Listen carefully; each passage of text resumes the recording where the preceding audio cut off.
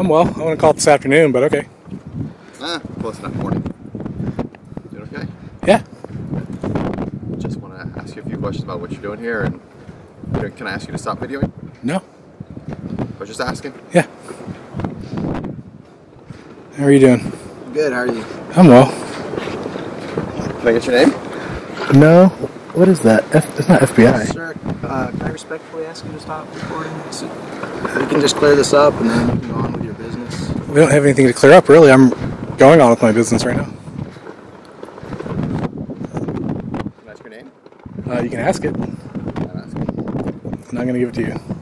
Okay. And I'm going to have to ask you to stop recording. No. I'm going to ask you to stop recording. Oh, I mean, you can ask. I just did for the second time. Okay. I'm being very respectful. Just asking you to turn off the video, ask you a few questions. That's all I'm asking. No, I'm good. Thank you, though. Can I ask you what you're doing here then? You can ask me anything you want. Yeah. Yeah. So, Are you going to answer any of my questions? probably not, no. Then can I ask you The premises being a public sidewalk? Right. Ask you to just leave and walk away. No, I'm good. Thank you, though. Okay. Sir, we're all about public safety and we just want to know. It kind of makes us nervous if you're out here filming our building. It's kind of odd. Yeah, I'm not even sure what the building is. I just know there's a lot of security, so it's an interesting building. Okay. So you're videoing a building you don't know what is.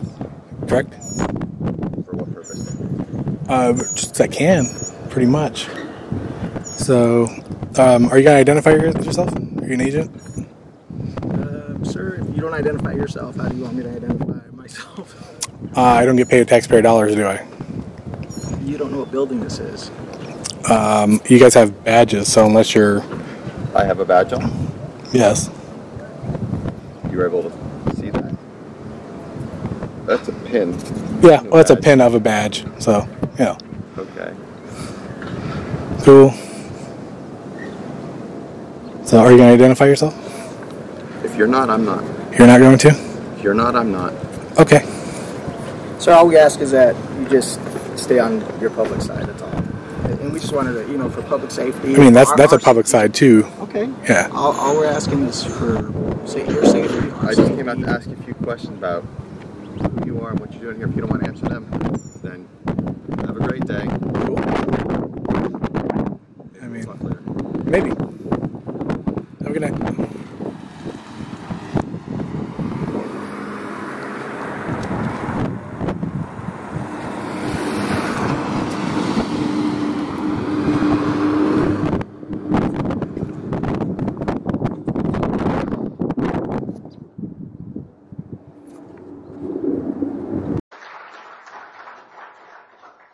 So I took a signed statement from Pam, put it on tape, sent it to Buck Revell, number 2 man in the FBI at the time, who used to work for me in Philadelphia. He was the head of the bank robbery squad. And I told Buck and the FBI, I said, you guys, I said, first you try to get me, prosecute me in Dallas. It was right here in Dallas, by the way. With your investigation, 3 investigations, and all. I was 2 days away from being indicted by a grand jury here, by the way. But that's another story, and I don't have time to tell it. Said, first you try to get me in Dallas, and now you set this girl up on me. I said, you guys are Bush. Now, for you ladies that don't know what that means you're minor league, okay?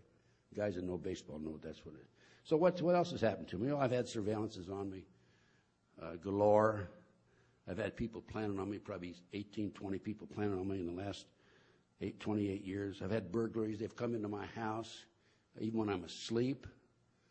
They put a penny on the foot of my bed one night when I was there. One night I went to bed at midnight. I got up at 3 o'clock to relieve myself. My bathrobe, when I went to bed, was at the foot of my bed. And I got up, and here's ceremoniously laid out like a rug next to the bed. I've been a victim of cyber terrorism, threatening phone calls, hidden camera. I came home from a trip here within the last 5 or 6 weeks, month, I guess it is. I was looking for a file on the table that I had in my apartment, my house in Claytonia, and I couldn't find it. I was looking through, and I had a phone call, 8:27 a.m., and a male voice says, "Did you find the file?" They had a camera in there, hidden camera in there. But they have cameras now that are the size of the end of a pinpoint of a needle. Had threatening phone calls, cyber terrorism, hidden cameras, stolen. My car's been stolen. I've had gang stalking on me, lug nuts removed. I've had flat tires. My window's been shot out twice. Both times I was standing near the window. I have had TV surveillance of me. They can monitor you through the cable television, by the way, even if it's off. I've had threatening letters, and most recently, I've been the victim of a disinformation program by a guy named Stu Webb and other individuals. And Stu Webb has actually put out word that I was kicked out of the FBI for practicing satanic ceremonies in the federal building. Okay, and you know what? After that disinformation came out, my speaking tours came down to nothing, really. I was doing a lot of lectures before that. And we have enough idiots out there that believe this off the internet, because it's on the internet, that it really affected my opportunity to get the word out. But this is what they had in mind. It's called a disinformation program. And then the most recent thing, and I will close in just a minute. I have 1 minute left, but I was late starting, right? I wasn't? I was, yeah. I was? Okay, well, I won't argue with you. Huh? Go for it. Okay, all right. There's no argument then. Thank you, sir. Thank you, sir. But the latest thing to me is I moved a year ago last May, a year ago last May, from Las Vegas, Nevada. I had a condominium there. I had next door was somebody I never saw, and across the hall was an individual who was a security guard. And I'm sitting at my desk, and I can't think. I don't know what's happening. I can't read. I can't do it. I realize that something's happening to me. A friend of mine came in about 11:30 at night. Said, "You're sick. Call the paramedic." Paramedics came, took my blood pressure to get to the hospital. I had blood pressure of 242 over 119. And so I knew that there was a serious problem. I had blood tests, and I had arsenic and cyanide in me. I was being poisoned, and I knew this. Within 2 weeks, I left Las Vegas, called John DeCamp in Claytonia, Nebraska, and I said, "John, I'm getting out of here." He said, "Come on back. I've got a place for you to stay." And I now live in Claytonia, Nebraska, about 2 blocks from John DeCamp. Anyway, I was being poisoned. And there's other stories about the poison. They've tried to poison me when I'm driving down the street. They have a device that they put in the back of a car, and they pump the poison out, and you're behind it, and you can't, they block you in. Car in the front, car beside you, car behind you. But it hadn't worked because I've caught on to it. But anyway, I was being poisoned in Las Vegas in my condo, and I was able to overcome that. As soon as I moved, I just loaded up on vitamins and what have you.